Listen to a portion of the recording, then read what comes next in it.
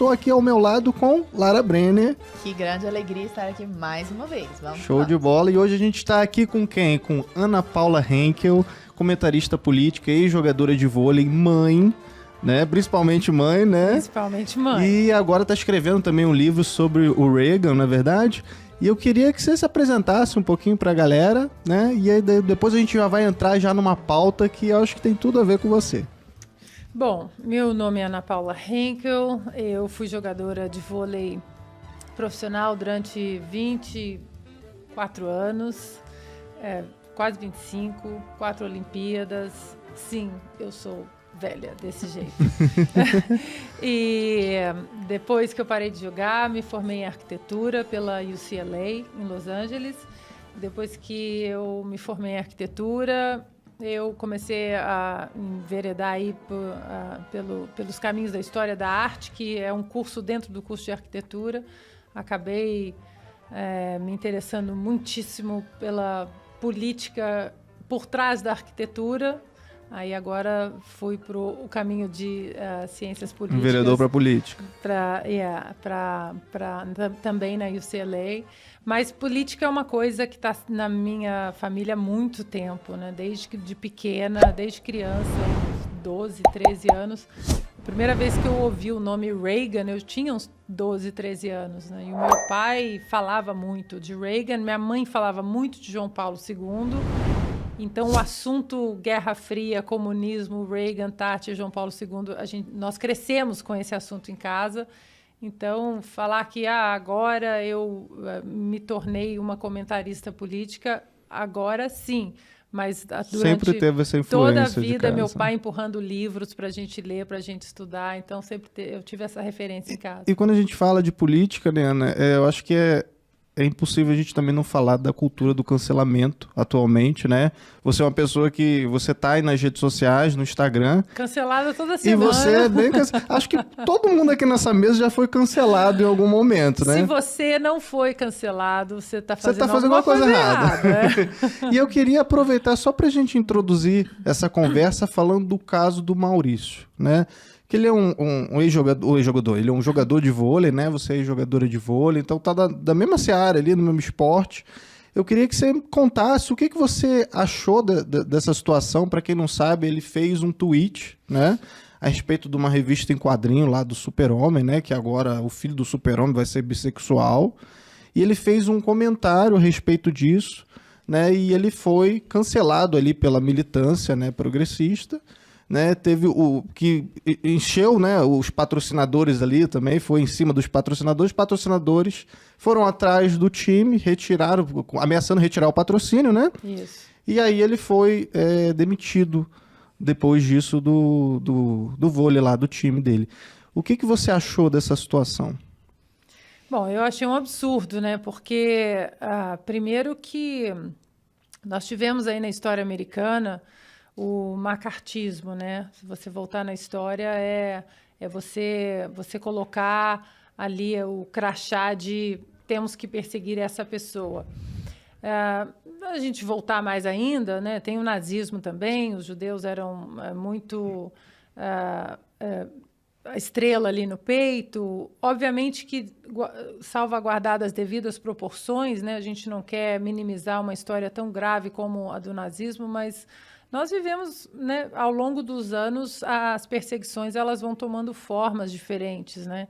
E hoje o cancelamento não deixa de ser é uma forma de perseguição, porque não basta mais, e eu já estou reparando isso, não basta mais você concordar com a turma barulhenta progressista.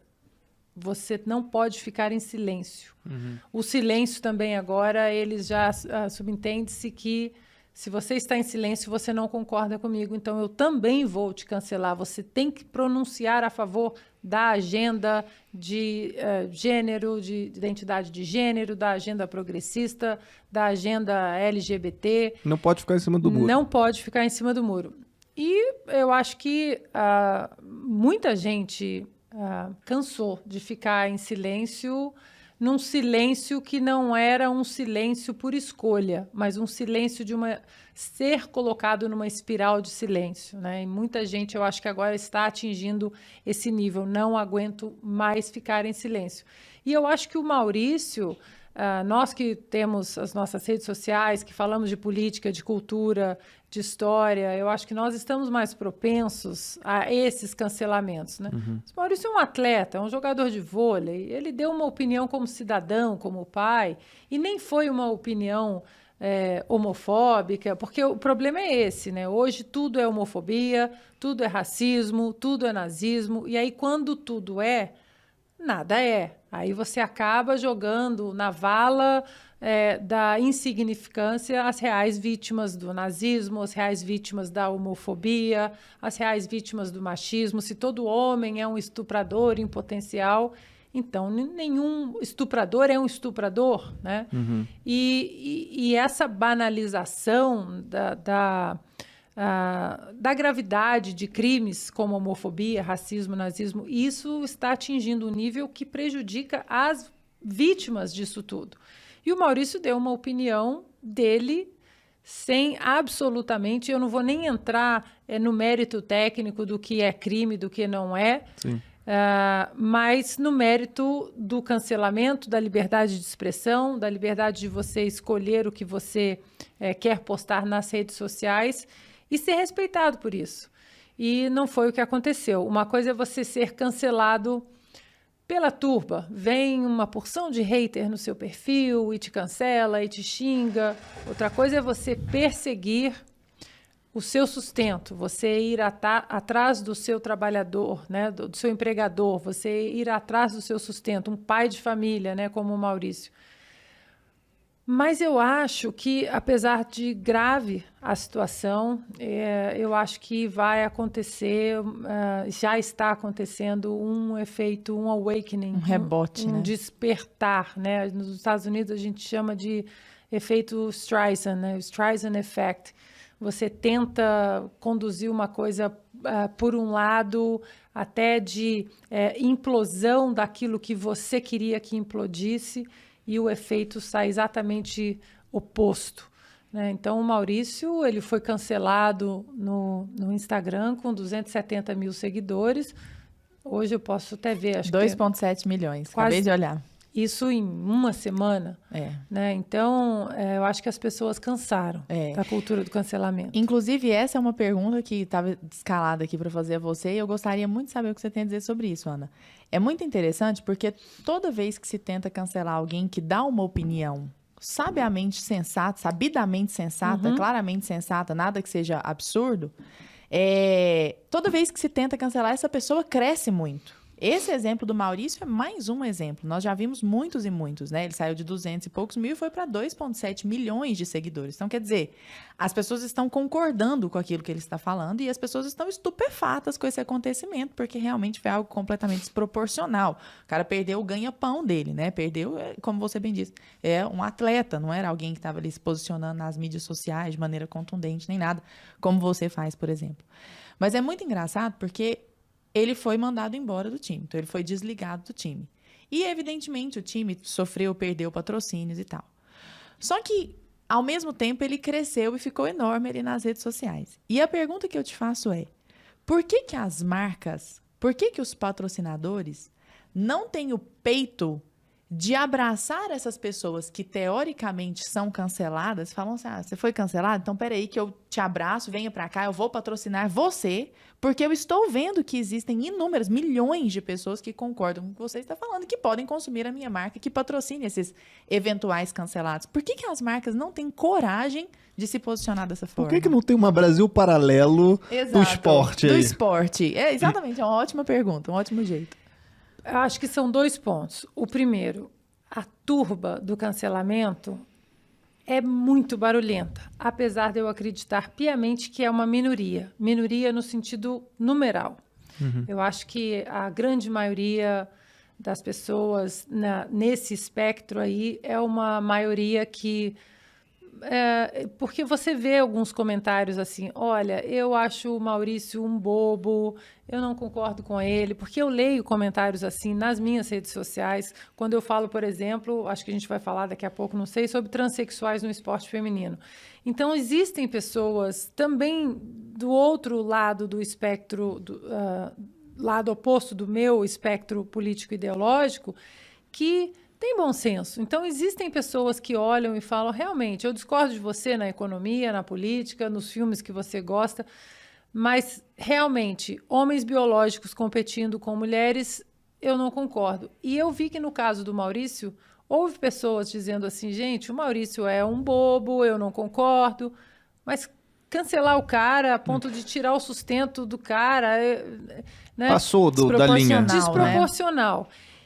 E o que eu acho, até escrevi a semana passada sobre isso, a história ela é cíclica e os próprios jacobinos dentro da Revolução Francesa, eles acreditavam que a guilhotina nunca chegaria neles. Né? Eles saíram guilhotinando todo mundo. Robespierre guilhotinou aí mais de 17 mil opositores e aqueles que não concordavam com a Revolução, com égalité, fraternité, e vamos cancelar guilhotinando.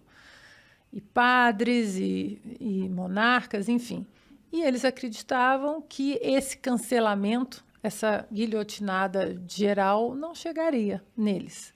Só que a virulência, ela é tão grande, né? A violência é tão grande, a barbárie é tão grande que a guilhotina acabou chegando exatamente nos jacobinos. Perdeu o controle, né? Perdeu o controle. E eu acho que nós estamos vivendo uma era de jacobinos virtuais. Eles saem guilhotinando sem questionar. Basta discordar ou agora ficar em silêncio e não concordar, como os jacobinos faziam, que você é guilhotinado. Eu acho que existe uma maioria que não aguenta mais, embora essa maioria ela ainda seja um exército um pouco silencioso, que quando acontece um cancelamento desse, ele até aparece aí do seu lado. Isso também, eu acho que nós falamos até por experiência própria. Você entra num cancelamento, fala, meu Deus, cancelamento número 37. E contando. E em 2 dias você ganha 20, 40, 50 mil seguidores, as pessoas saem das trincheiras para dar o apoio ali que você precisa. No entanto, o outro lado é barulhento e aparece sem cancelamentos. Eles estão nessa batida diária. Quem nós vamos cancelar hoje? Quem nós vamos... E eles são muito barulhentos, embora eu acredite que eles sejam minoria.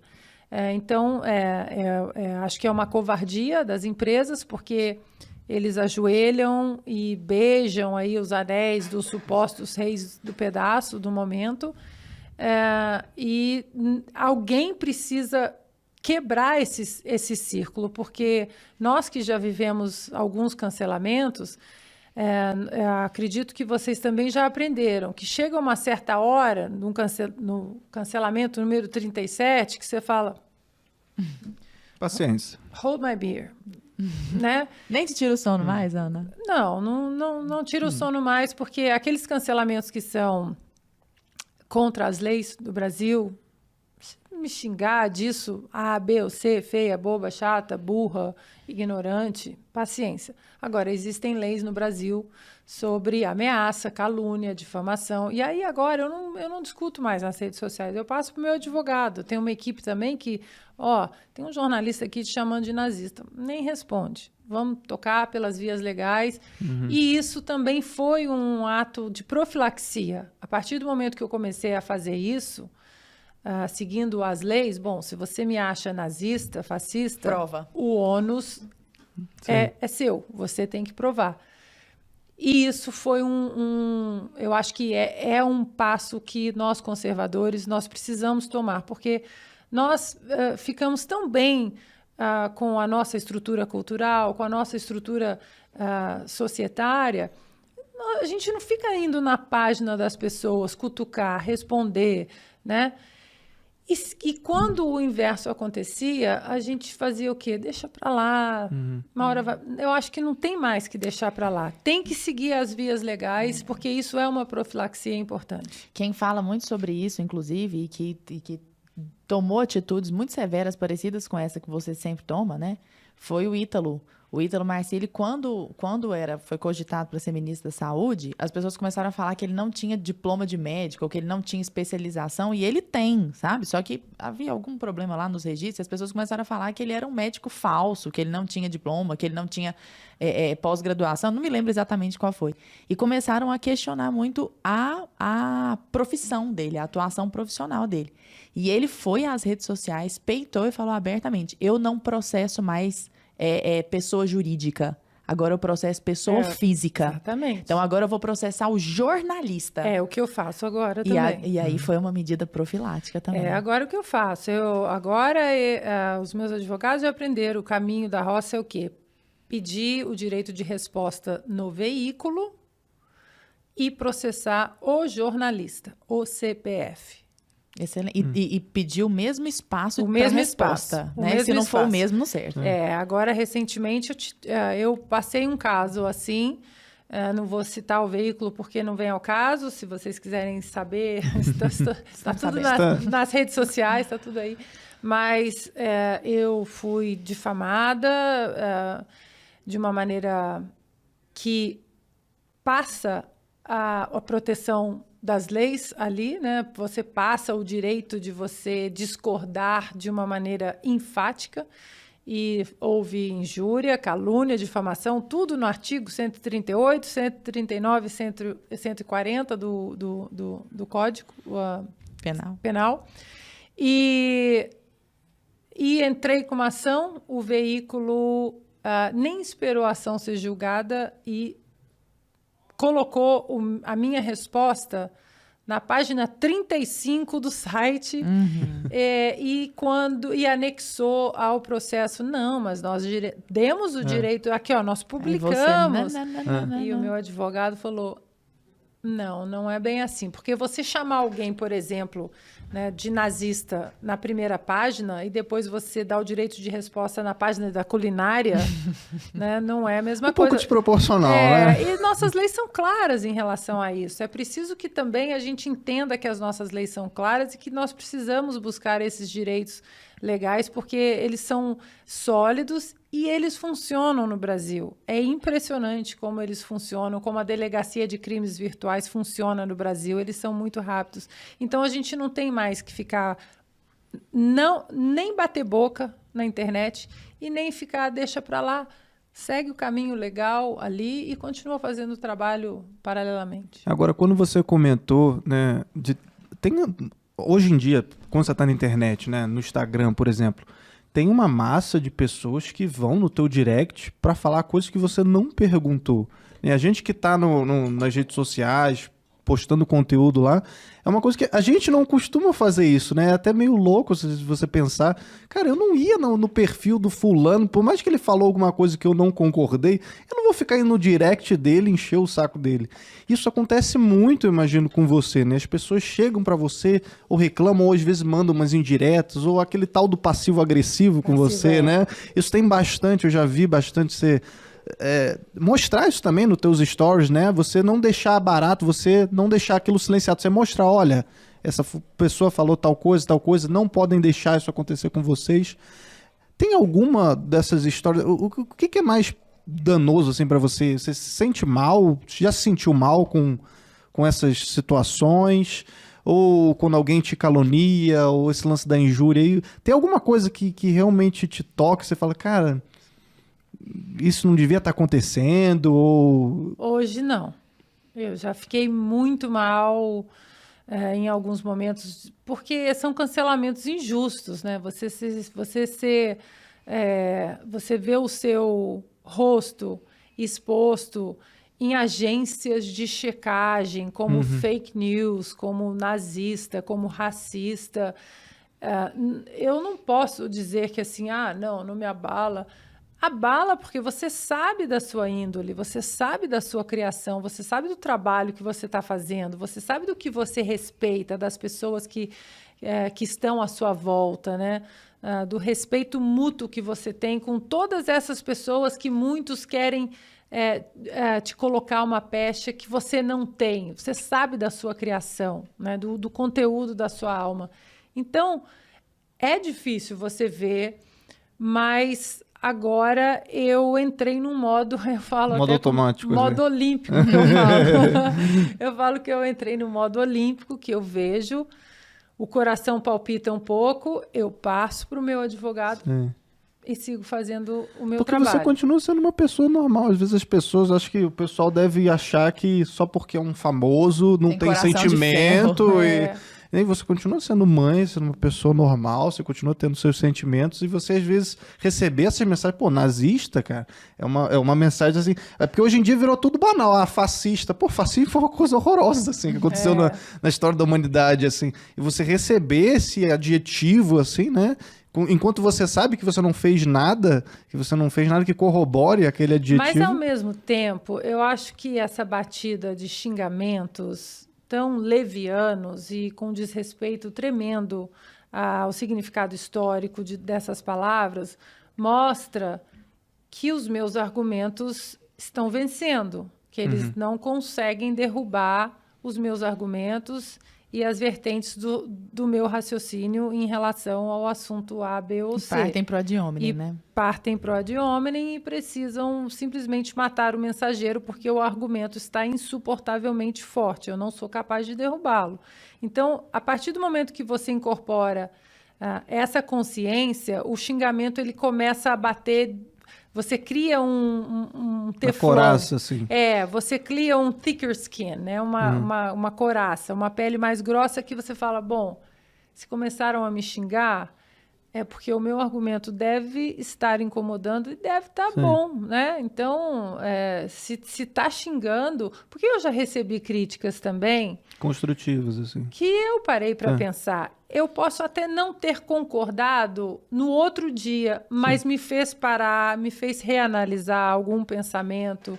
E eu acho que falta isso. O problema não é a crítica em si, né? Exatamente. Então, não foi a crítica à minha pessoa, foi a crítica ao que eu disse. Será que talvez, se você não interpretasse dessa maneira, o meu approach a algum assunto, não a minha pessoa, o que eu sou como mãe, como esposa, como amiga, mas... Uma crítica às suas ideias. Uma crítica a um comentário jornalístico, a um comentário histórico. Isso é válido, isso faz parte, né, do debate intelectualmente honesto e é necessário. Só que dentro do conceito que a gente vive hoje de liberdade, né, eu acho que tem um livro do Ben Shapiro, eu falo muito dele, que se chama Do Lado Certo da História. E tem um capítulo desse livro que fala de como na humanidade nós nunca fomos tão livres. A gente pode ser bissexual, homossexual, heterossexual, assexuada, você pode casar com homem, com mulher, mulher pode ser astronauta, homem pode ser enfermeiro, não tem mais nenhum, né, estigma, nenhum dogma disso, daquilo. A tecnologia vacinal, de ir para o espaço, que nós nunca tivemos tanto sucesso na humanidade quanto agora, que você pode ser absolutamente tudo que você quiser. Você pode ser até cachorro, se quiser. Você pode ser até cachorro, se você quiser. Dragão. Exato. E, no entanto, é a geração que mais reclama de tudo. Então, você olha, assim, o passado. Eu tenho um filho de 20 anos e, graças a Deus, muito maduro, conservador, e ele fala, assim, que é inacreditável você olhar no passado, ver imagens e fotos e filmes de meninos de 19, 20 anos desembarcando nas praias da Normandia, aqueles meninos, aqueles rapazes lutando para que a gente reclame hoje que menino não pode entrar em banheiro de menina. Ah, não, gente. Não, chega a ser irritante, assim, pelo amor de Deus. É isso, nós vamos brigar, nós estamos usando a nossa liberdade para isso, né? Então, será que não tem nada mais grave? Agora, é uma geração que tem tudo muito de mão beijada, né? E a partir do momento que você tem tudo de mão beijada o tempo todo, você entra numa cultura de cancelar por coisas ridículas, porque você não tem nada para fazer. Como diria o Peterson mesmo, né? É a geração que reclama do mundo não arruma o próprio quarto. Mas não né? arruma o próprio quarto, não pede, não pergunta para a mãe se quer uma ajuda na cozinha, ou para o pai se quer uma ajuda para consertar o carro. É uma geração que quer consertar o mundo e não arruma a sua própria cama, né? E essa não que a liberdade seja uma coisa ruim, mas a liberdade é um pilar moral. Você não pode simplesmente falar eu sou livre para te xingar, eu sou livre para ser o que eu quero ser, mas eu não sou livre para arrumar direitos em cima das decisões que eu tive, né? E isso não é uma coisa que acontece dentro dessa cultura, dessa geração aí da cultura do cancelamento. Eles tomam decisões e querem que essas decisões venham acompanhadas de direitos que não existem. Sem saber que para cada direito alguém tem um dever de fazer alguma coisa, Exatamente. né? Então, quem tá tendo esse dever? Quem que eu estou fazendo que se ajoelhe perante mim, né? Ana, você estava falando de argumentos insuportavelmente fortes e como esses argumentos acabam fazendo com que as pessoas te ataquem de maneira ad hominem, né? E eu acho que nesses últimos anos, se eu não me engano, nesses últimos 4 anos, os seus argumentos mais insuportavelmente fortes são os de atletas trans dentro do esporte feminino, né? E é muito engraçado, mesmo eu que não acompanho de perto tantos esportes, assim, eu não sou tão chegada à questão, embora admire muito, algumas imagens, quando passam por mim, ficam na minha cabeça de uma maneira que eu falo, não, gente, mas a pessoa precisa ter um neurônio para ver que isso aqui não faz o menor sentido. Então, eu me lembro, por exemplo, de ver uma esportista, Gabriele Ludwig, que tinha outro nome, né? Era um homem biológico e aí fez a transição. A pessoa tem 1,90 m de altura e está na Liga da Universidade de Esportes dos Estados Unidos. Então, é uma imagem muito chocante. Quando nós vemos a Tiffany, por exemplo, né, sobre a qual você já falou algumas vezes, também é chocante. Esses tempos para trás, um ex-Forças Armadas foi lutar no MMA feminino agora. A Lana McLaughlin, eu acho, né? Sobre ela também. Escreveu também. Trocou o pronome só pra encher a mulher de porrada. Só pra encher a mulher de porrada. E bateu muito na mulher. E foi uma coisa horrorosa. E aí a gente vê a foto dele quando era homem nas Forças Armadas, todo tatuado. E ele não era apenas das forças do Exército, das Forças Armadas. Ele era das forças especiais dentro das Forças Armadas, ou seja, é uma outra categoria de... Então, quer dizer, é um homem que mete medo em homens muito fortes. Exato. Imagina pegar esse homem biológico, transformar numa mulher e colocar ele dentro do MMA para socar mulheres, né? E aí, a pergunta, Ana, é... Nós temos muitas pessoas que estão nos ouvindo aqui agora que acham isso absurdo também, eu tenho certeza. Inclusive, até gostaria que você comentasse, tem muitas feministas que veem isso como uma pauta feminista, inclusive, né? De defesa das próprias mulheres, que as mulheres estão sendo massacradas. E eu gostaria de que você take your time, assim, sabe? Pegue o seu tempo, fique à vontade para trazer para nós e para os nossos ouvintes argumentos técnicos que provem que a grama é verde. Nossa. Que a gente sabe que é, né? Mas eu falo a questão do hormonal, o milímetro de hormônio, sabe? Assim, essas coisinhas. Don't get me started. Quanto tempo tem? Não, mas pelo menos o grosso. Para uma pessoa numa mesa de bar ter como argumentar, sabe? Pra ela não ser só taxada de transfóbica. Exato. Porque ela falou que um homem não deve bater numa mulher. Eu acho que... Não, é assim, primeiro, não são meus argumentos. São argumentos da biologia humana. Então, não é o que a Ana Paula acha ou o que o médico, o fisiologista da seleção acha ou A, B e C. É o que diz numa época que usa tanto essa palavra ciência, né? Então, por que a ciência humana some, desaparece quando falamos de transexuais no esporte feminino? E as feministas precisam também sair dessa espiral de silêncio aqui no Brasil, porque nos Estados Unidos elas já saíram. É uma pauta que une democratas e republicanas. Elas não concordam na política econômica, na política social dos partidos, mas nessa pauta elas convergem.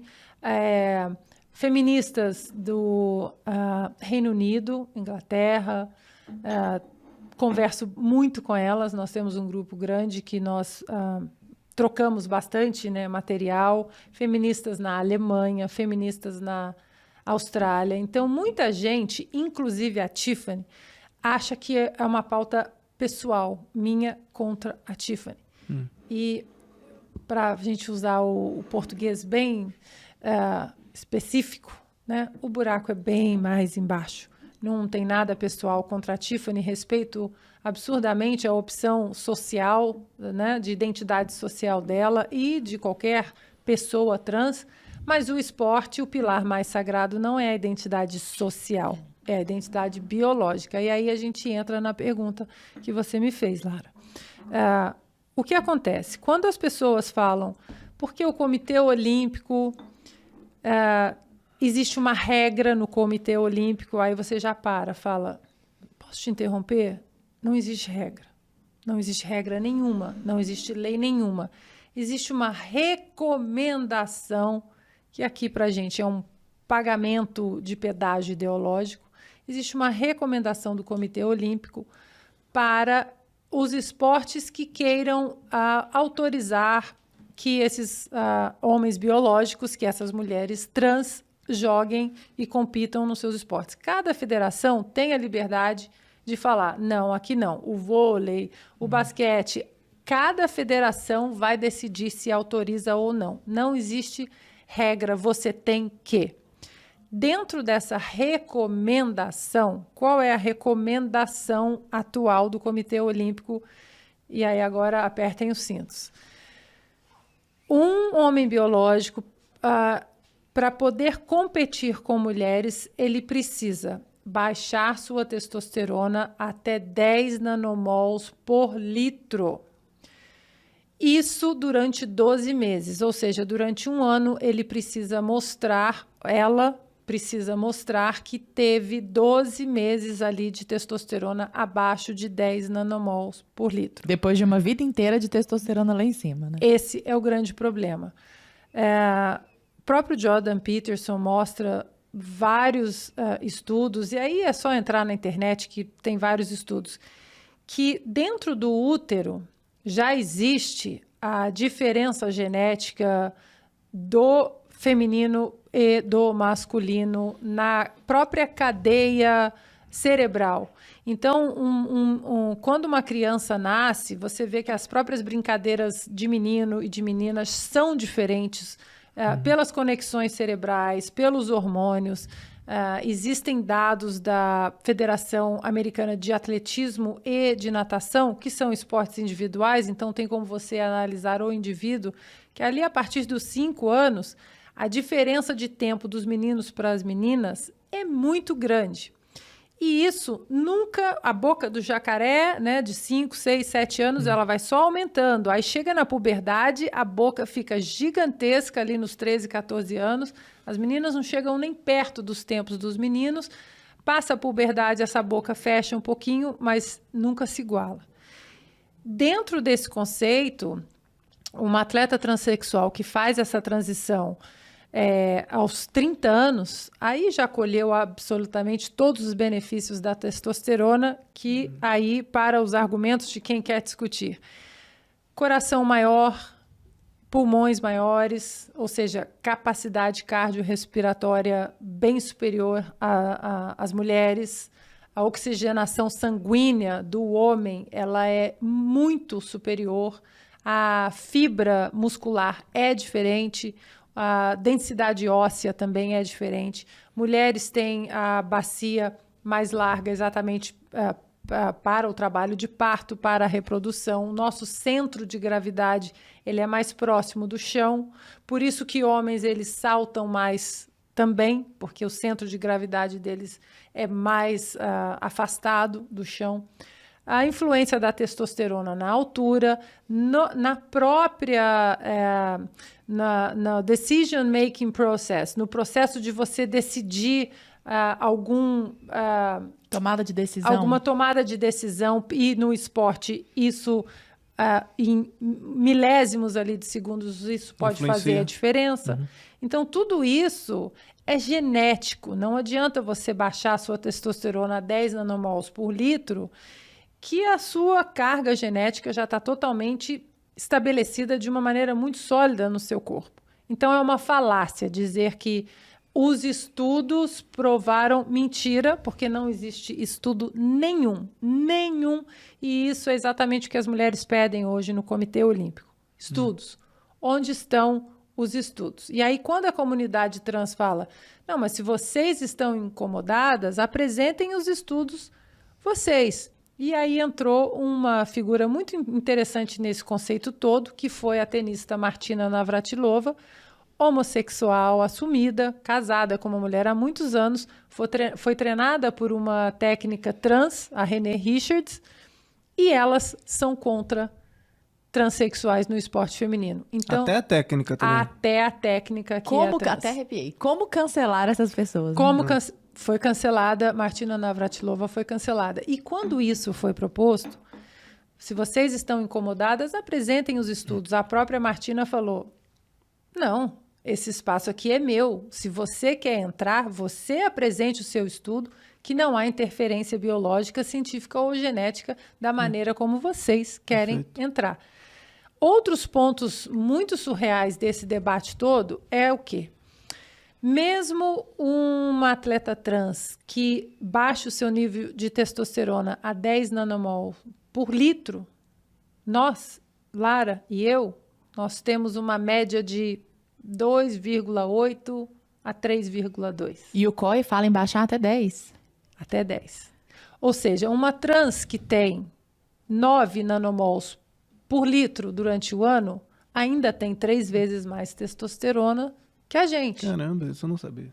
Tanto é que as mulheres biológicas, e tem o caso de uma corredora, a Semênia, que tem uma disfunção hormonal e produz a testosterona endógena, ela tem uma produção natural muito elevada de testosterona, que às vezes chega até 5 nanomols por litro, e você vê a aparência física dela, é uma mulher biológica, mas a aparência tem uma certa masculinidade.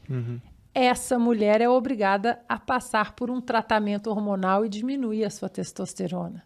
Ou seja, essa política é nefasta para as mulheres em todas as esferas. Caramba. Além de um outro ponto, é que nós mulheres, no esporte, nós somos policiadas, testadas dos 16 anos até o dia que você parar de competir. Em casa, fora de casa, competição. Eu já recebi a equipe de antidoping na minha casa às 6 da manhã. Surpresa, vamos fazer xixi para ver se você está comportadinha. E a testosterona no esporte é o suprassumo do esporte. Qualquer gotinha a mais no corpo de uma mulher já faz uma diferença gigantesca. Então, enquanto nós mulheres fomos policiadas a vida toda, dentro e fora de competições, uma atleta trans está passando aí por toda a puberdade, colhendo todos os benefícios da testosterona. Ou seja, esse debate não é um debate sobre inclusão de trans, é sobre exclusão de mulheres. Porque meninas nos Estados Unidos que passam ali o ensino médio, que é o high school, treinando, investindo, competindo para ganharem bolsas de estudos nas universidades importantes, porque toda a universidade nos Estados Unidos ela é paga, elas hoje estão perdendo bolsas atléticas para meninos que, dependendo do estado, como o meu estado na Califórnia, por exemplo, você só precisa se identificar como menina. Caramba, não precisa nem fazer cirurgia nem nada. Isso tem outra questão também. A recomendação do COB tirou a cirurgia. Antes tinha baixa a testosterona a 10 nanomols por litro e cirurgia. Hoje não tem mais. Hoje nem precisa. Não. E aí entra um outro ponto também. Desculpa, você falou take your time, eu tô taking my time. Por favor, é isso mesmo. E tem um outro ponto também, que é o ponto que as pessoas imaginam que o esporte olímpico, o Olimpo, as pessoas super saudáveis e tudo de bom acontece lá. Não é bem assim. Existe uma máfia do doping dentro do esporte olímpico, porque medalhas e glória, isso tudo traz dinheiro, isso tudo são bilhões de dólares que são movimentados por ano aí na indústria do doping. Tem até aquele filme lá, o Ícaro. Ícaro, documentário. Exato, Excelente aquele documentário. Excelente, excelente. Fica a dica para quem está nos assistindo. Recomendo muito. Icarus, né? Ícaros. Recomendo muito. E o que acontece é que as políticas antidoping, elas estão sempre enxugando gelo, elas estão sempre atrás do doping, né? O doping está sempre na frente. O que acontecia, por exemplo, nos anos 60, nos anos 70, na Alemanha Oriental? Para despistar ali as substâncias proibidas, que são sintéticas, e isso o doping, o antidoping, ele já tinha uma técnica também muito acurada. O que acontecia? As atletas do atletismo, as corredoras, elas engravidavam dos seus técnicos, davam um pico de testosterona, porque a gravidez traz esse pico de testosterona, e aí elas abortavam. Nossa, Que? eu me lembro disso. Caramba. As atletas ginastas também muito, né? Então, mulheres, as atletas da Alemanha Oriental, elas chegavam a ter 13, 14, 15 abortos durante a vida atlética, porque abortava, dava o pico de testosterona, chegava na competição, competia, abortava. E assim foram anos. Que loucura. Quase. É muita E loucura. isso é para ilustrar que o esporte de alta performance, ele tem um lado obscuro, ele tem um lado que não é bonito. E a partir do momento que a gente abra essa porta de transexuais, de homens biológicos no esporte feminino, não pense vocês que só os que querem se tornar mulheres, não vai acontecer. Vai acontecer, isso vai ser a exceção, porque a regra vai ser federações inescrupulosas pegando meninos, baixando a testosterona durante 12 meses, competindo, ganhando medalhas, depois dispensa. Não precisa de cirurgia mais. Né? Nós tivemos no Rio 2016, a delegação inteira da Rússia foi banida do atletismo, exatamente por causa de doping. Então não é um assunto simplesmente de inclusão, é um assunto que vai, ao longo dos anos, excluir muitas mulheres de seus espaços. Agora, Ana, qual que é a principal, assim, é porque eu tô pensando nisso agora, qual que é a principal justificativa do pessoal LGBT e mais ali, né, para essa questão dos atletas trans? Porque quando a gente vê imagens, pô, a gente tava outro dia mesmo, né, batendo algumas imagens, vendo algumas questões, tem um outro que a gente também não citou aqui, que é aquele jogador de handball, que o cara parece o He-Man de saia. Assim, e aí quando você vê umas imagens, cara, é absurda. Só de você. Eu sou leigo total, tá? Mas eu vejo a imagem e falo, cara, é completamente desproporcional isso que eu tô vendo. Tipo, tem 5 mulheres tentando agarrar o cara ali e ele passando assim, fazendo ponto, assim. É bizarro. Qual que é a justificativa dessa galera? Por que eles... Uma palavra só eles usam. Inclusão. Inclusão. Inclusão. Ou seja, nós estamos falando de um universo, se pegarmos aí o universo dos transexuais, por exemplo, é um universo muito pequeno, 0,07%, existe um número. E se você pegar o universo de atletas transexuais dentro desse universo, é 0,000 alguma coisa. Nós estamos falando de 0,00 alguma coisa para mudar 100% da rotina de todas as mulheres do mundo. Então, isso não é inclusão. E aí, para aqueles que falam assim, bom, então vamos fazer cotas. Espera aí, se você quer cota, então você está falando que existe uma diferença. Quando eu fui convidada para fazer um debate na Câmara dos Deputados em Brasília, os dois lados foram lá. Eu fui com advogados da Federação Internacional de Vôlei, que entendem muito de políticas antidoping, sabem muito sobre hormônios, enfim. E a Tiffany estava com o time dela ali também, e ficamos 6 horas ali, fizemos uma palestra grande, o lado deles, o nosso. Em 6 horas, eu acho que eu ouvi a palavra inclusão umas 900 vezes. eu não ouvi nenhum argumento científico, nenhuma prova de que a ossatura da Tiffany diminuiu, o coração diminuiu, os pulmões diminuíram, que a altura dela de 1,96, 97 Nossa. não foi estabelecida também pela testosterona. E o interessante é que no final dessas 6 horas, uma pessoa do time dela, né, do outro lado ali, chegou para mim com muito respeito e disse: olha, vocês me tiraram da zona de conforto, eu não estava enxergando como uma exclusão das mulheres. Era uma psicóloga e ela disse: eu tenho uma filha mulher e eu fiquei um pouco incomodada com a palestra de vocês, porque realmente vai além da falsa inclusão. Realmente cria-se um ambiente que pode excluir meninas sob o pretexto da bondade. Sim.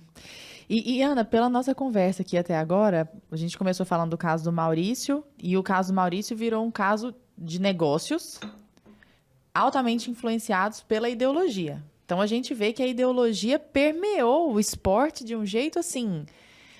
E é muito engraçado, porque isso tira muito do brilho do esporte, né? Parece que hoje o time manda na postura do jogador, o jogador não, ele tem que tomar muito cuidado com como ele vai agir na vida privada dele. O patrocinador manda no time.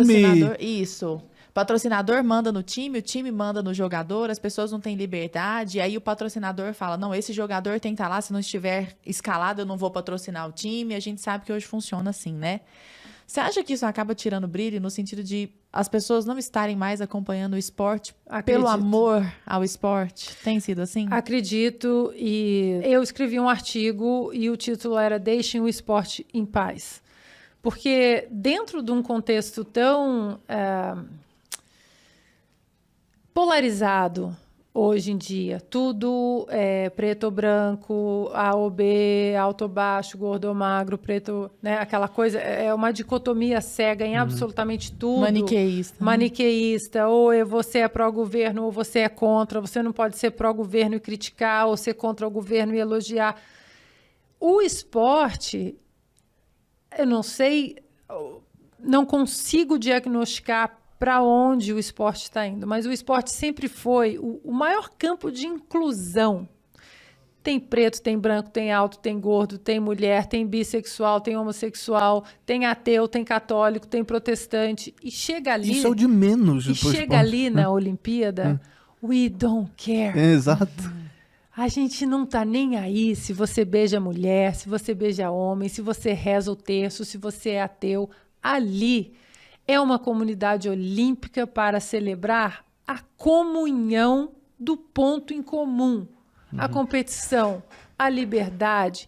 Então, existe um lado dos bastidores de uma Vila Olímpica que é um lado tão bonito, que é um lado tão bacana, que quando você está no refeitório à noite, ou até durante o dia, fazendo a sua refeição, aquele monte de gente de uniforme, bandeiras diferentes, e alguém entra com uma medalha olímpica no peito, o refeitório inteiro levanta e bate palma. Ninguém sabe de onde a pessoa é, de que país a pessoa é, se a pessoa é cristã, se ela é judia, se ela tem um namorado ou uma namorada. Ninguém sabe. As pessoas levantam e aplaudem aquela medalha olímpica que acabou de entrar no refeitório. A mesma coisa acontece quando acontece uma contusão grave e a gente fica sabendo que a ginasta dos Estados Unidos arrebentou o pé no salto. Quando a menina entra toda enfaixada, sendo carregada na cadeira de roda, de novo, o refeitório inteiro, estou falando de centenas de pessoas, levanta, aplaude. Ninguém sabe se a menina gosta de menina, gosta de menino, se ela reza, se ela não reza.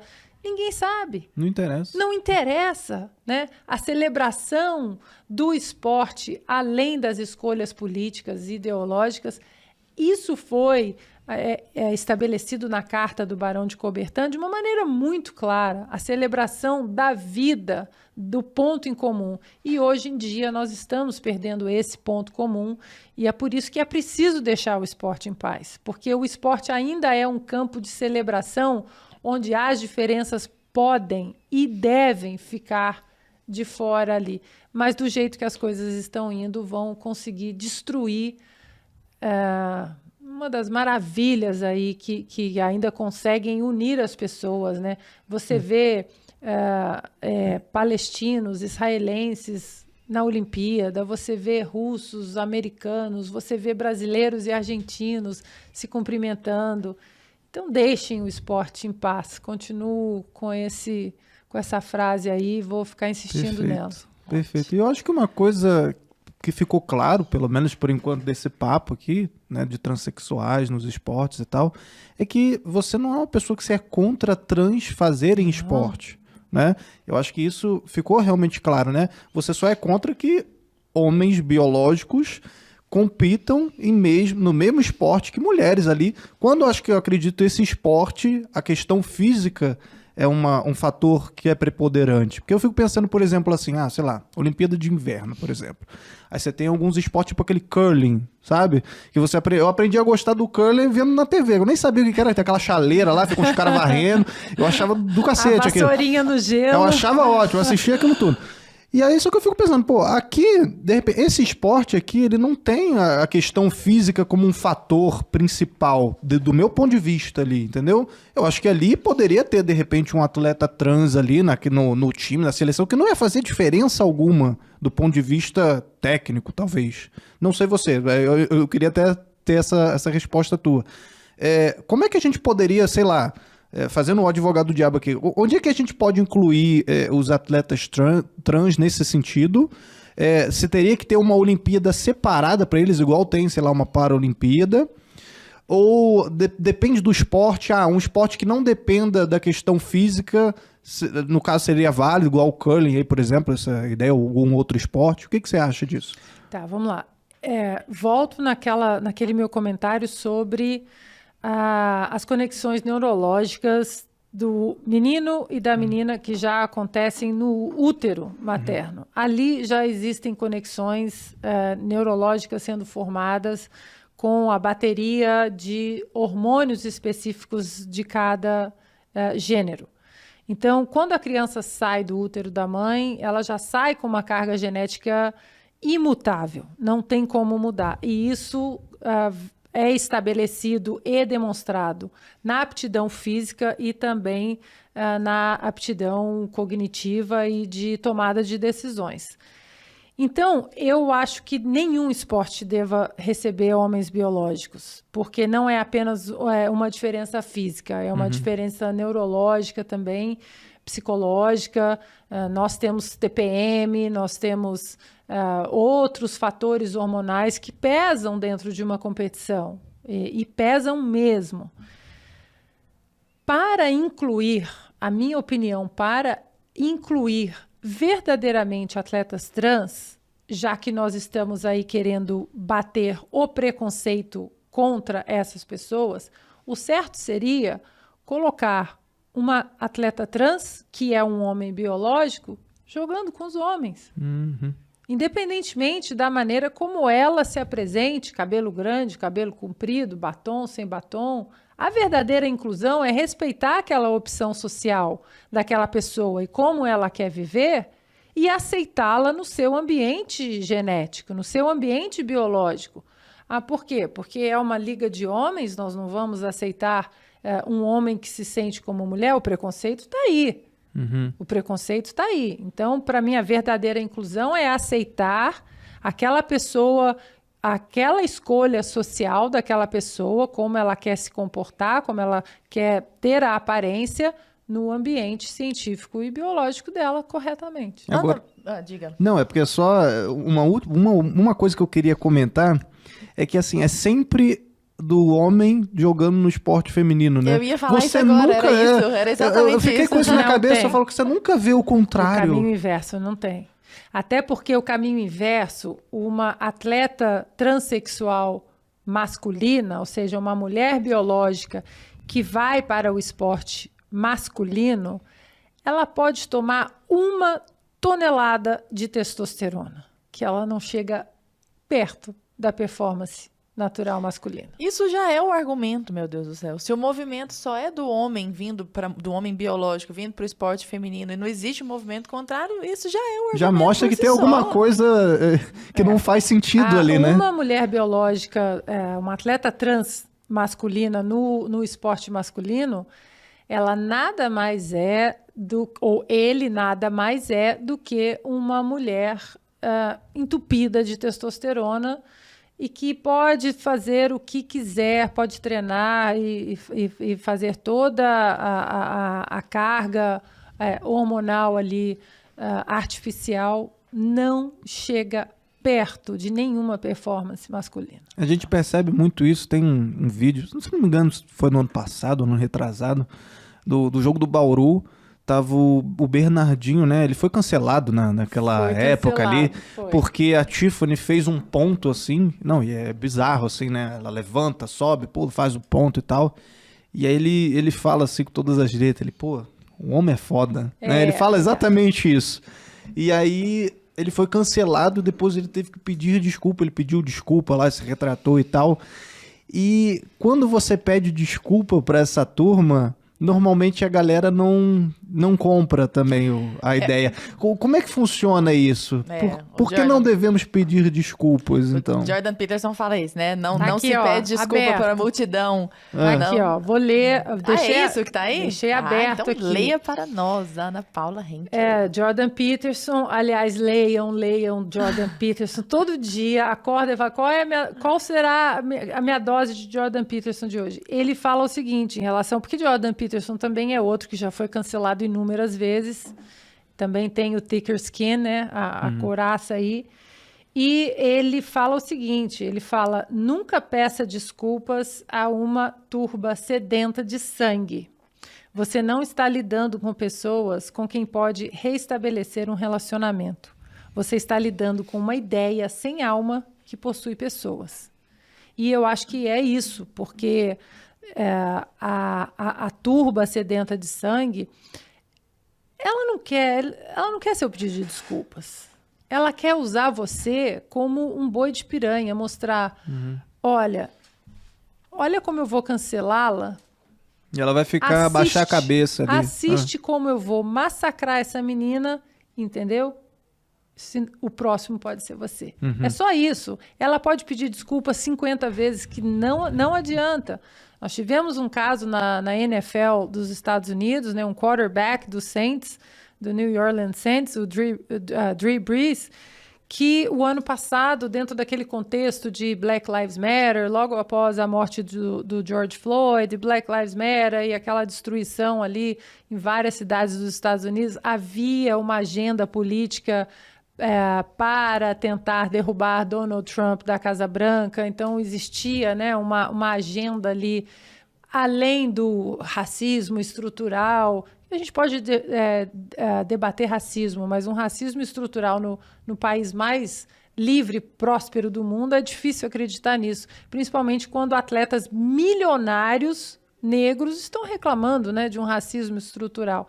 Enfim, o quarterback do Saints, ele vem de uma família militar, pai, avô, tio, irmão, e ele falou naquela onda de se ajoelhar durante o hino americano, ele chegou para os companheiros e falou, olha, eu não me sinto muito confortável, eu apoio o Black Lives Matter, eu apoio a causa de vocês, mas eu não gostaria de ajoelhar porque eu venho de uma família militar e eu me sinto desrespeitando os meus antepassados, as pessoas que morreram na minha família. Pronto, já era. Por causa desse hino, por causa dessa bandeira. E não ajoelhou. E explicou, tintim por tintim, eu apoio o movimento de vocês. Parece que essa parte foi ignorada. Ele não ajoelhou, ele foi cancelado. 24 horas depois, ele fez o primeiro pedido de desculpa. Caramba. Para os tubarões. Ele teve 6 pedidos de desculpa. E agora, janeiro desse ano, ele se aposentou. Caramba. Teve o Jonathan Isaac também, Jonathan da Isaac. NBA, Só que que ele é é negro, mas ele também foi cancelado. Ele foi cancelado e Porque agora... ele é cristão, ele é negro e tal, ele não cristão. queria se... Mas ele era contra. Ele deu uma entrevista falando que é Ele contra. deu uma entrevista e disse que ele não ia se ajoelhar porque a única pessoa que ele se ajoelhava era para Cristo. E que ele não ia se ajoelhar para homem nenhum na terra, para rei nenhum, apenas para o rei divino. Pronto, já era. Já era. E aí você vê, engraçado, você vê a foto do Orlando Magic ali, da NBA, e só ele em pé, com a Sim. cabeça baixa, vários jogadores com a camisa do Black Lives Matter, ajoelhados numa toalhinha, senão machuca o joelhinho. joelho. Agora, recentemente, o Jonathan Isaac foi cancelado de novo porque ele foi contra o passaporte da vacina.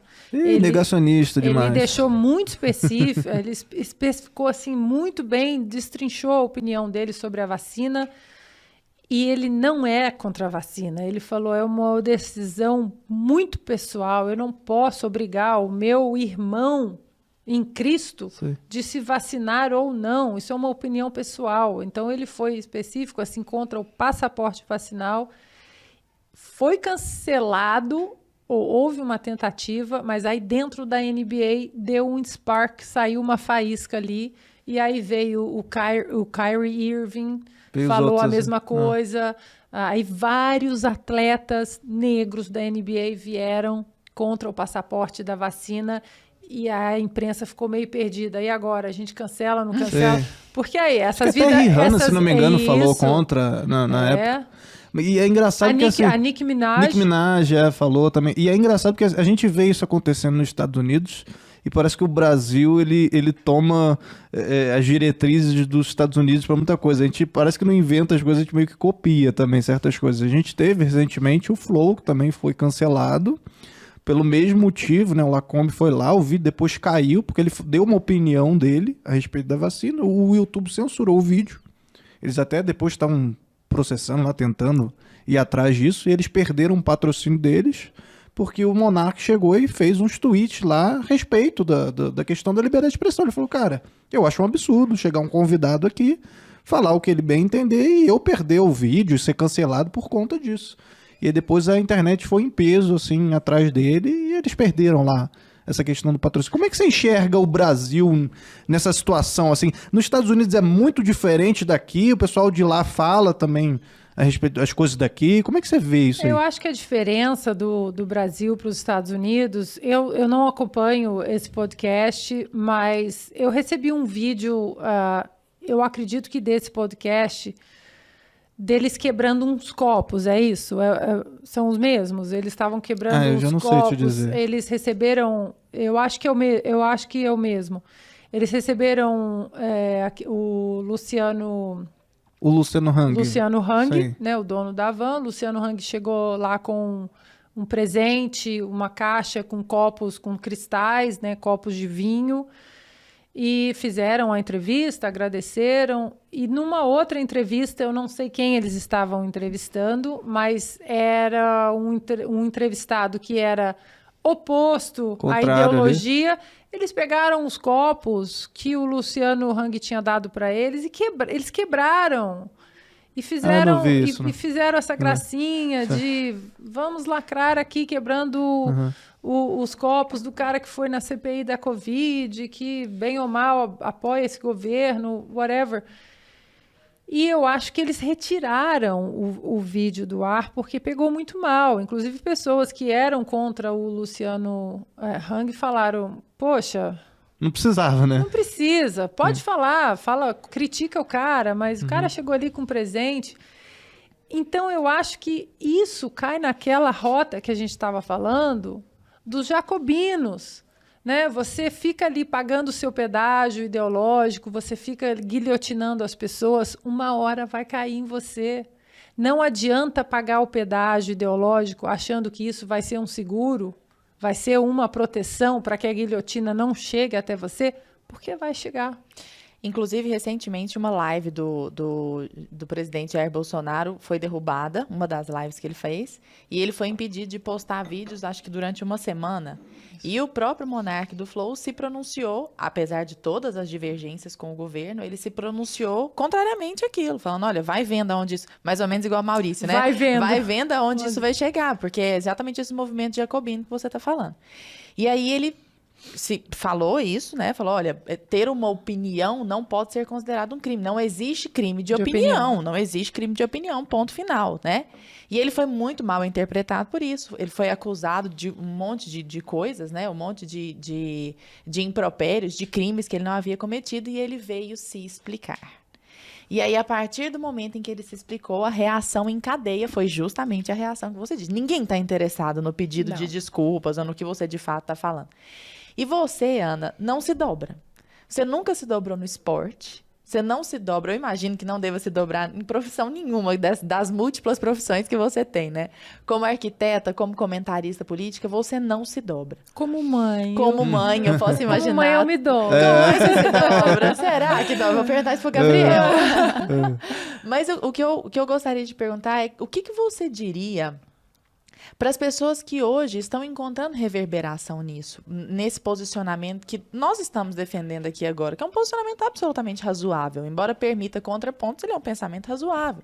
Tanto é que nós estamos vendo essas nossas opiniões reverberarem, por exemplo, no fato de que o Maurício agora tem 2.700.000 seguidores. Então, nós estamos vendo que nós não estamos sozinhos. A espiral do silêncio parece ter sido quebrada. Que palavra de encorajamento... Só que, né, apesar disso, toda a mídia é contra. Então, a mídia inteira faz uma pressão enorme, a ideologia faz uma pressão enorme. Que palavras você diria para aquelas pessoas que são como nós, que compactuam com isso que nós estamos pensando aqui, mas que estão com receio, estão com medo, que volta e meia ficam com receio de falar alguma coisa ou que querem pedir desculpa? O que você diria para essas pessoas?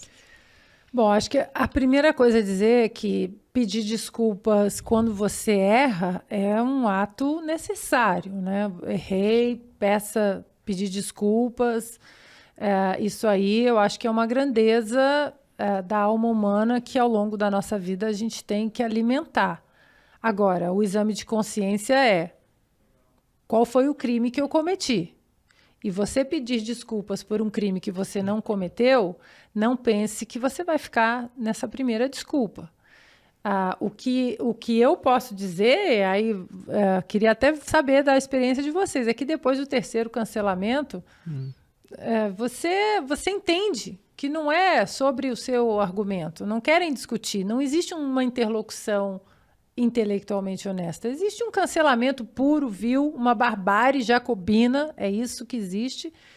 E acho que sair da espiral do silêncio requer preparação. A pessoa também não pode sair da espiral de silêncio sem uma preparação adequada, porque vão cancelar em algum momento, que seja dentro da sua família, dentro do seu grupo de amigos, ou na faculdade, ou na sala de aula, ou no trabalho, vão cancelar.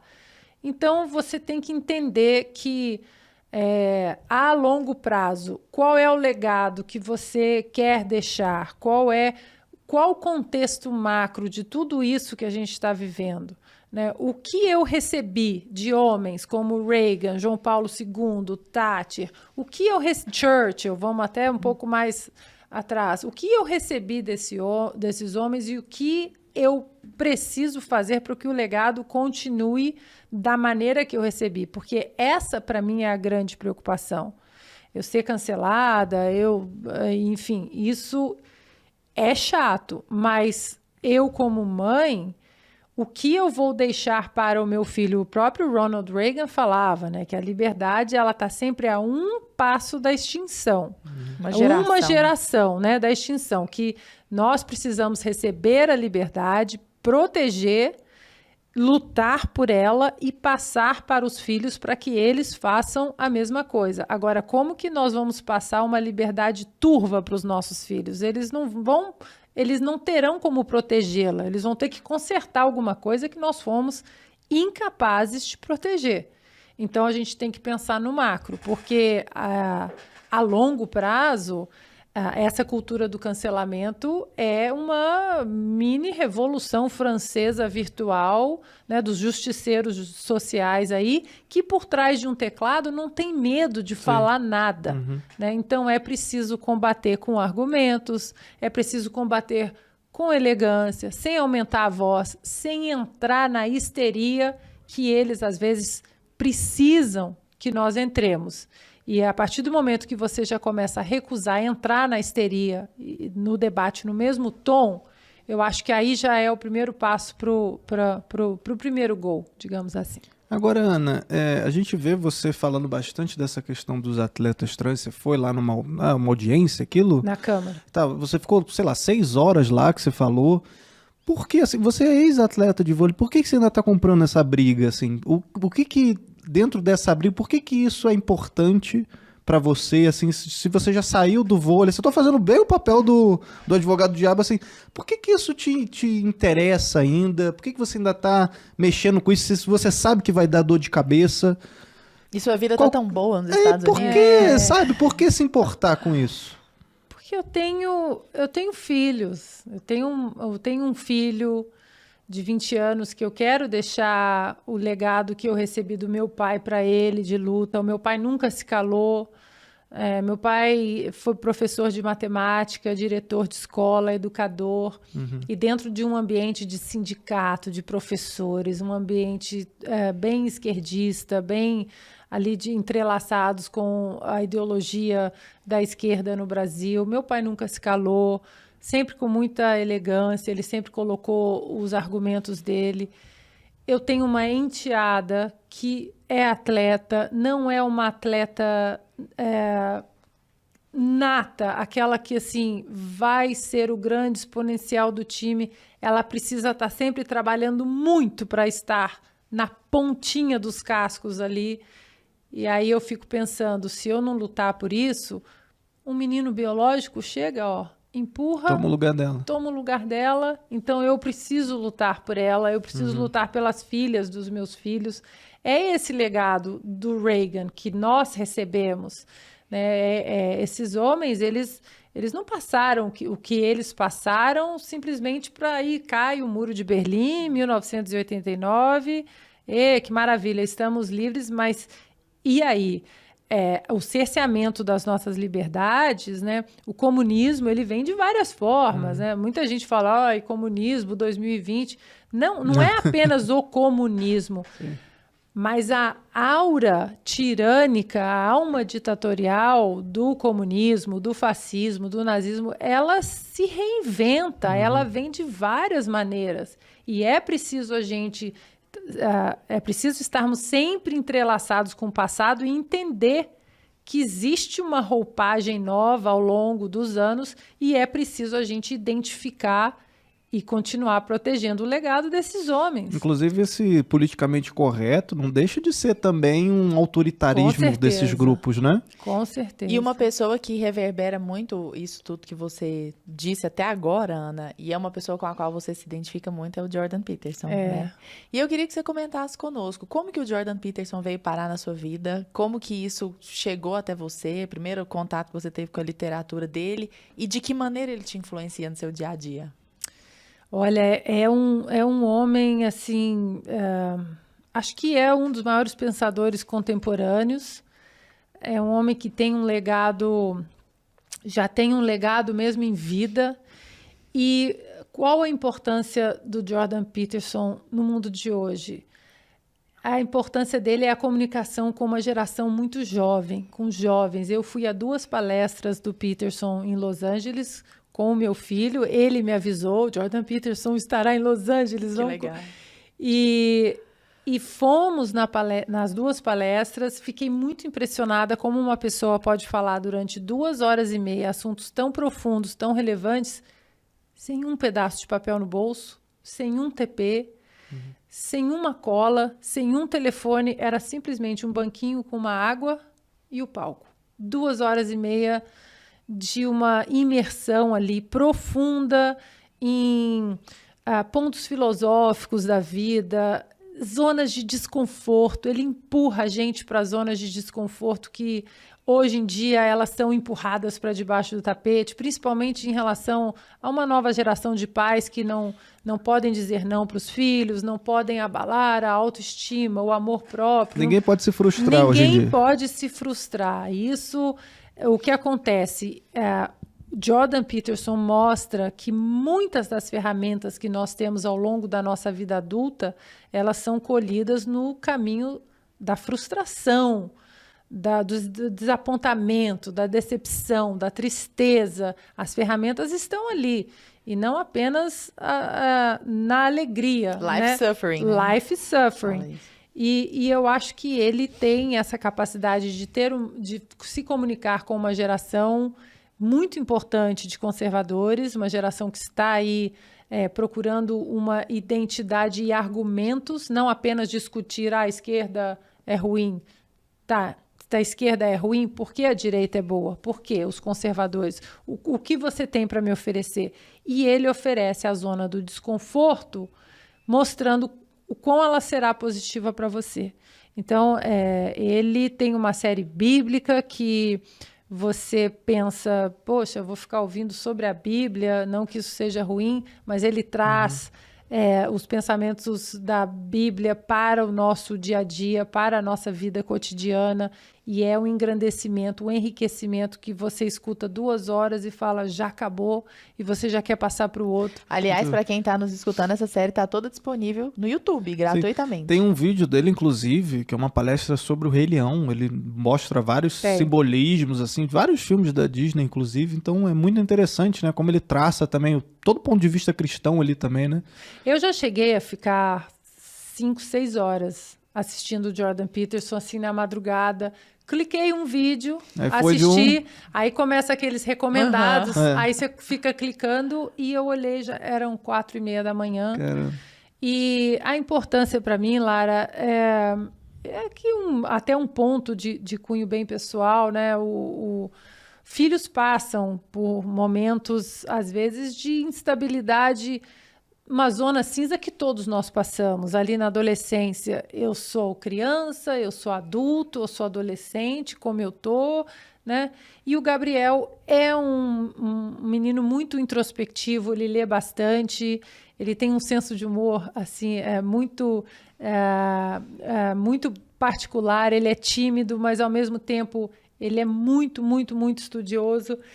E ele, como todos nós, passou por esse momento ali nos 16 anos, 17, eu sou um adolescente, eu sou um homem, eu quero ser homem, mas eu tenho meus receios, os meus medos.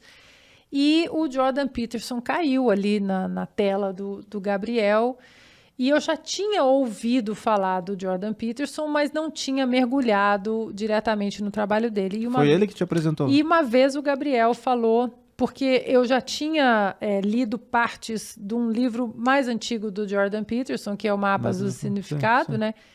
Que, olha, eu queria fazer um curso sobre esse livro, porque eu não tenho palavras para aquele livro. É um livro, né, bem grande, mas o Maps of Meaning, eu me interessei muito ali pelos arquétipos, enfim, e Jung e tal. E eu já tinha um conhecimento desse trabalho do Jordan Peterson. E quando o Gabriel me apresentou o Jordan Peterson contemporâneo, com uma linguagem muito específica, direta para os jovens, ele falou, mamãe, você já ouviu falar do Jordan Peterson? Eu falei, já, filho, eu já conheço um trabalho dele aqui, o Maps of Meaning, que é espetacular. Mas é um trabalho muito técnico, o Maps of Meaning. E quando o Gabriel me chamou para sentar, e eu vi aquela linguagem, e 2 horas depois estávamos ali assistindo, e Jordan Peterson foi um grande parceiro do Gabriel nessa fase. Nós assistimos muitos vídeos sobre life suffering, sobre abraçar o lado ruim que todos nós temos, que nós nascemos, né? Os freios que você usa, as ferramentas que você usa para que esse lado não aflore, né? Esse casamento, assim, da realidade, do bem e do mal dentro de você. E aí é um mergulho sem volta, Jordan Peterson. Aí Ah, que você incrível. começa a ver e assistir, ler, aí vem 12 regras, que na verdade o 12 regras, ele é um Maps of Meaning bem resumido, mas que é muito útil.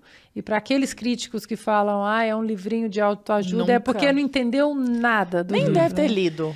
Não entendeu Ninguém nada. consegue entrar naquele livro e sair da mesma forma E que o entrou. meu é autografado. Ah, não, Ana. Ah, não. Acabou a amizade agora. Os dois. Que inveja. Ai, que Nós máximo. conhecemos o Jordan Peterson numa dessas palestras em Los Angeles.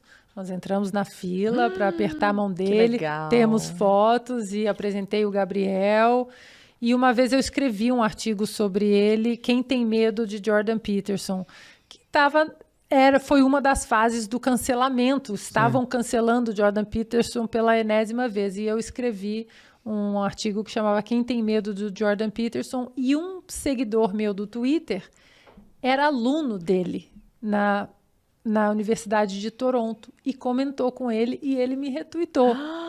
Caramba. Pronto, zerou a vida. Eu falei, zerei a vida. Que massa. Você sabe que eu tô te vendo falar do Gabriel desse jeito? Vou até te confessar uma coisa aqui, uma coisa pessoal. Eu acho que você não vai lembrar.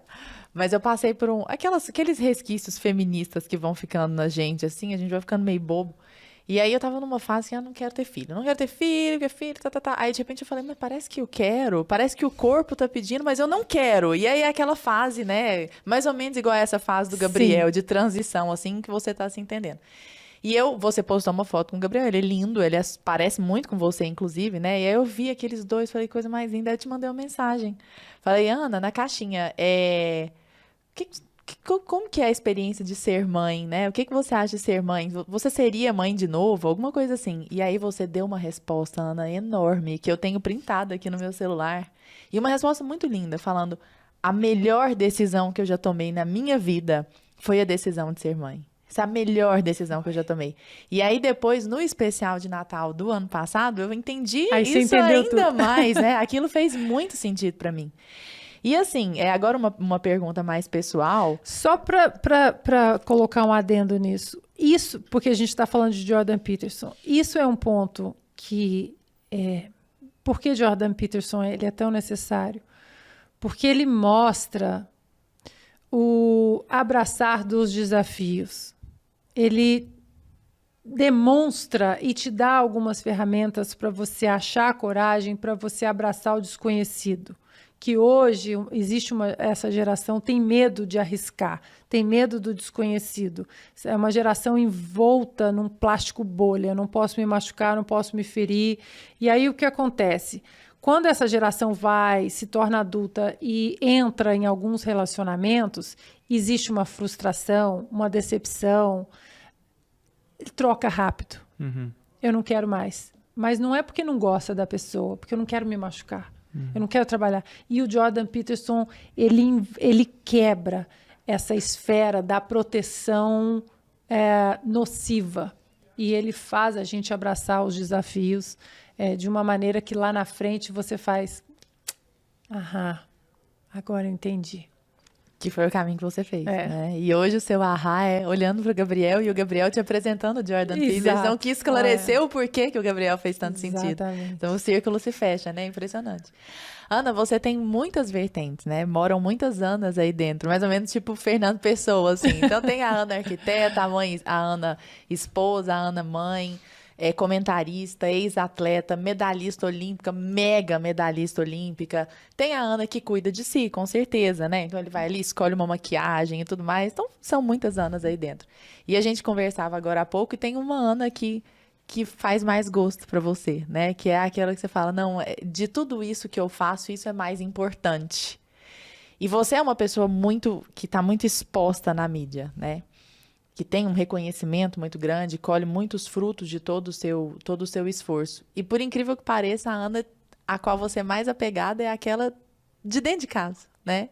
Comenta conosco um pouco disso. O que é? As pessoas não sabem disso, né? As pessoas provavelmente imaginam que a Ana com a qual você é mais apegada é essa que tá todo mundo vendo, é essa combativa que enfrenta cancelamento. E isso é só uma parte da sua vida, né? Essa Ana que as pessoas veem, Lara, ela eu afirmo isso sem assim o menor medo de errar nesse cálculo, mas essa Ana combativa, atleta, medalhista, arquiteta, que vai, é cancelada, que vai, que fala, é cancelada e vai de novo. Essa Ana não existiria se não fosse o que a Ana lá dentro recebe, a minha estrutura familiar, o legado do meu pai, a minha mãe, a minha família, o meu marido, o meu filho. Eu não imagino sair, botar o pé para fora da porta se eu não tivesse o que eu tenho para dentro da minha casa. A minha força está ali.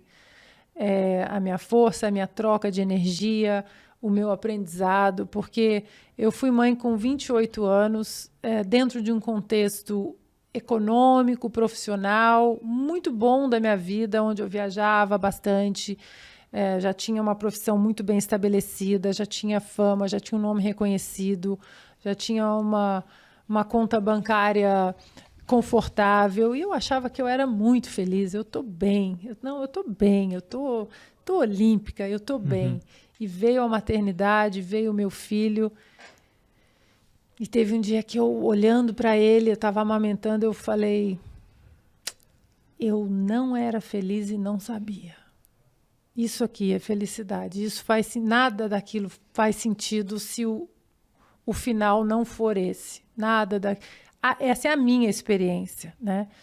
Existe o respeito para quem decide não quero ser mãe, ou enfim.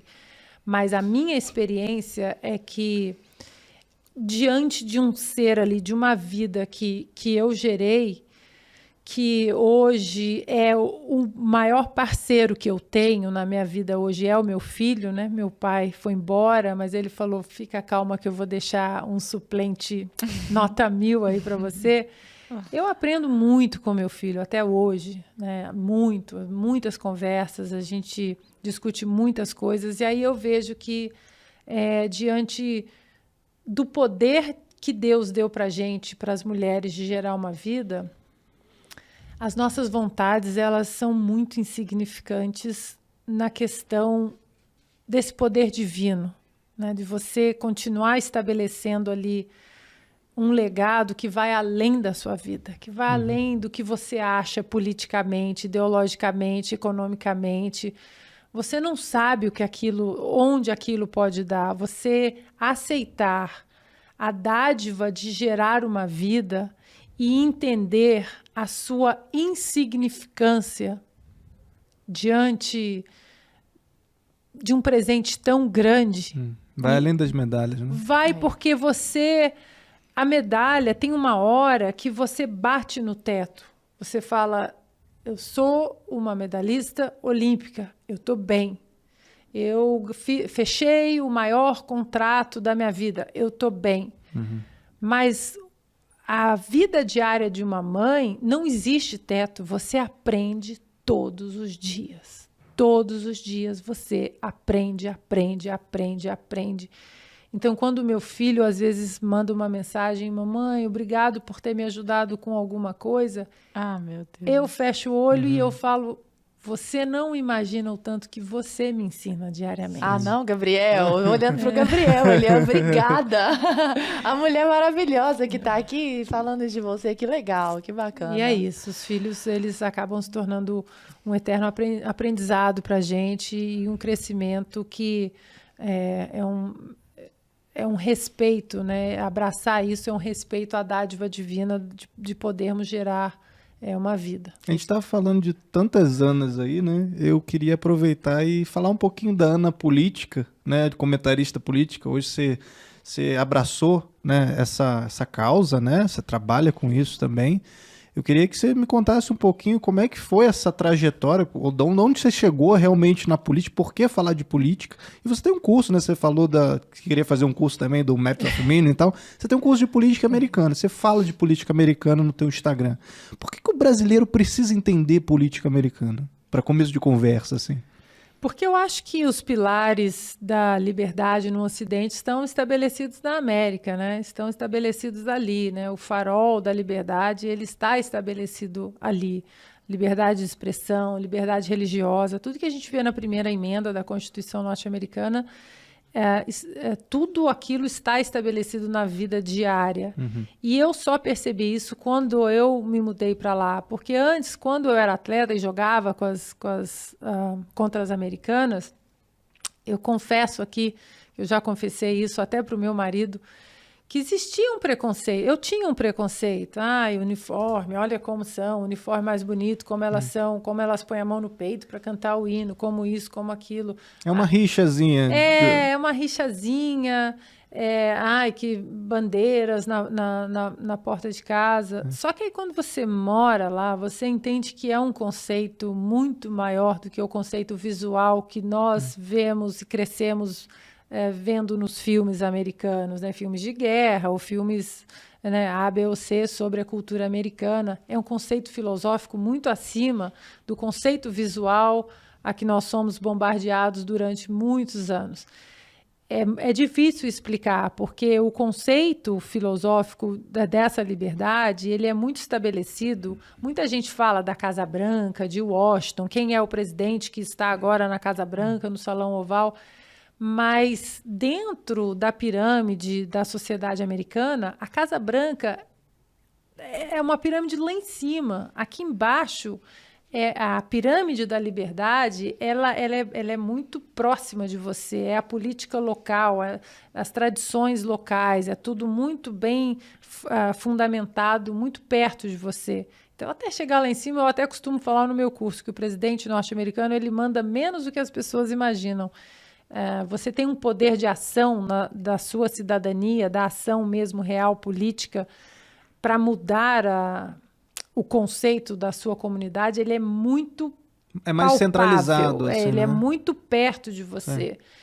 E essa defesa da liberdade, nesse sentido, de você ter ela mais próxima, isso eu queria trazer para o brasileiro, porque nós ainda falamos muito em Brasília, na União, no governo federal, a gente ainda espera muito do governo federal. Qual o nome do vereador que está encarregado do seu bairro? João, Antônio. E nos Estados Unidos é o oposto, né? Você tem ali o nome, você hold accountable, é uma expressão tão que às vezes eu tenho dificuldade em traduzir para o português, é você hold accountable, você está ali com o cabresto puxadinho nos políticos ali o tempo todo. E a defesa da liberdade, acho que é o principal ponto. Até dentro do conceito dos pais fundadores americanos, da própria criação da nação americana, nós temos pais fundadores que eram muito, muito, muito, muito diferentes. Muito diferentes. Você não tem um pai fundador parecido com o outro. E alguns até se tornaram inimigos, né? Mais para frente, Thomas Jefferson e Alexander Hamilton brigaram durante muitos anos sobre o estica e puxa, quem vai ter mais poder, se é a União, se é os Estados. E por causa dessa rivalidade, a nação foi forjada na autonomia dos Estados também, no Bill of Rights. Depois você tem Thomas Jefferson e John Adams, que passaram anos sem se falar, se tornaram presidentes, acabaram morrendo no mesmo dia, 4 de julho. E dentro desse conceito todo da fundação da nação mais próspera do mundo, muita gente fala assim, mas você fala... Estados Unidos é uma nação livre porque é uma nação muito próspera. Eu falo, não, é o contrário. É uma nação muito próspera porque é uma nação muito livre. E isso tem que ser explicado porque essa liberdade e essa prosperidade, ela se dá pelas diferenças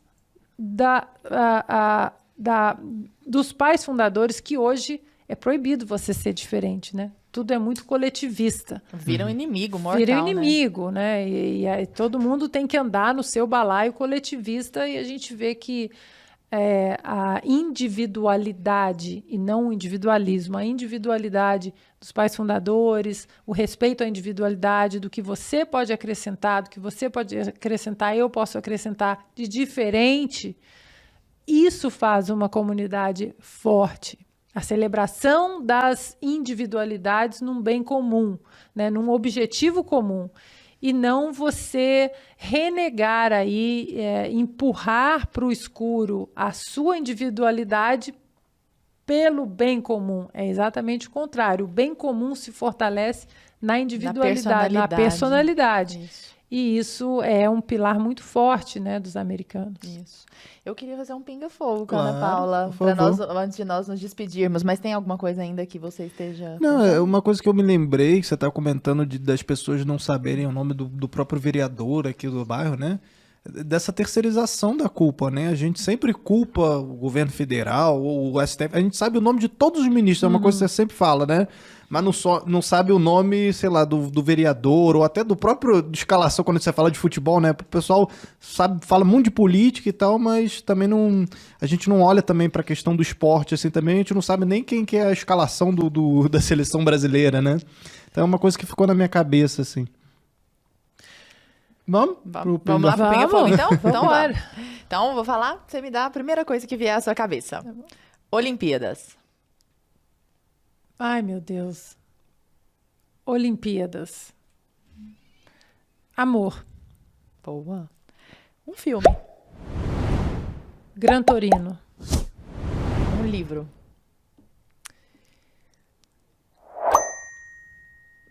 A Bíblia. Não tem como, né? Gabriel. Minha vida. Esporte. Leitura.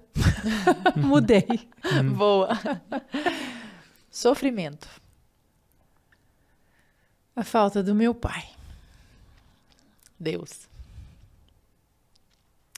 O único norte. Muito obrigada. Eu posso fazer só mais uma? Oh, Essa é polêmica, hein? Brasil versus Estados Unidos, pra que time você torce?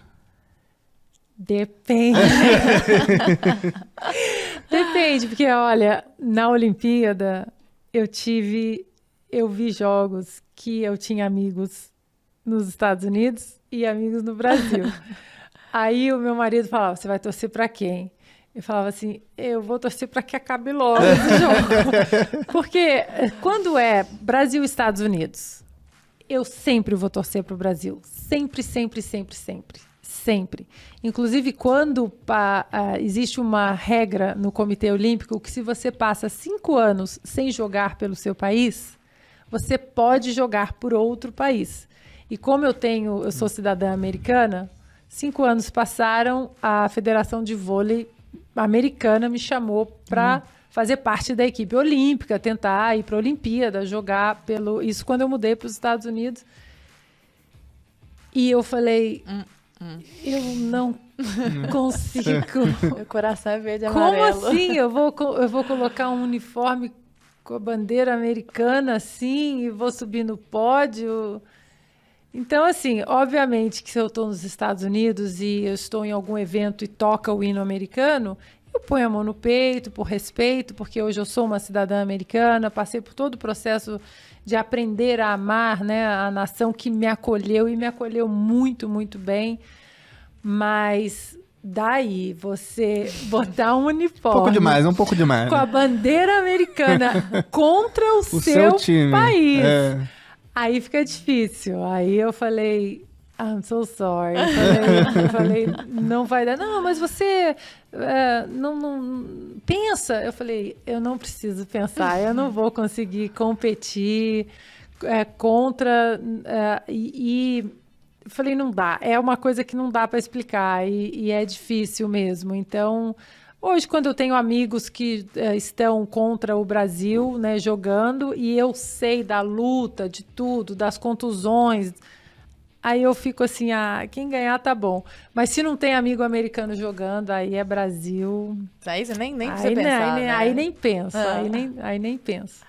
Ana, muito obrigada pelo bate-papo. Eu que bate-papo agradeço. agradável. Nossa, Foi foi excelente. muito bacana. Eu Muito, que muito agradeço. obrigada. E volte mais vezes, E viu? parabéns pelo trabalho de vocês. Estão fazendo diferença aí.